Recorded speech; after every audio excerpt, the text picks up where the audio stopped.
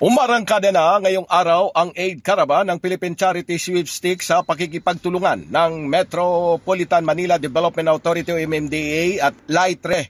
Ayon kay PCSO Chief of Staff Jeremy Rehino, maghatid ng tulong ang caravan sa mga naapektuhan ng magnitude 6.9 na lindol sa Northern Cebu at sa mga nasalanta ng nagdaang bagyong Opong sa Masbate. Paliwanag pa ni Rehino na ang inisyatibang ito ng PCSO ay ginawa sa pakikipagtulungan ng Metropolitan Manila Development Authority at Light Rail Transit Authority o LRTA at Philippine Charity Sweepstakes Office o PCSO Authorized Agent Corporation. Nagpapasalamat to sa kami sa lahat ng tumulong po. Hindi ho to magtatagumpay kung wala ho yung tulong nating lahat, kung hindi ho tayo nagtulong-tulong. Hindi ho kaya na isang tao ito.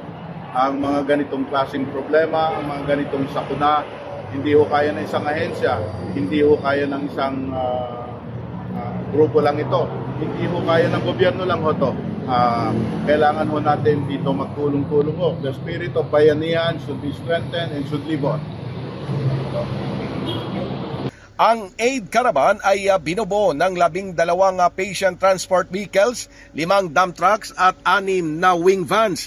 Kabuang 50 million pesos ang kabuang halaga ng tulong na binubuo ng relief goods, yung tinatawag nilang Charintiba supply kits tulad ng kulambo, komot, tuwalya, tsinelas, flashlights at mga gamot. Pinagsasama-sama ng Aid Caravan ang mga donasyon mula sa PCSO at Authorized Agent Corporations.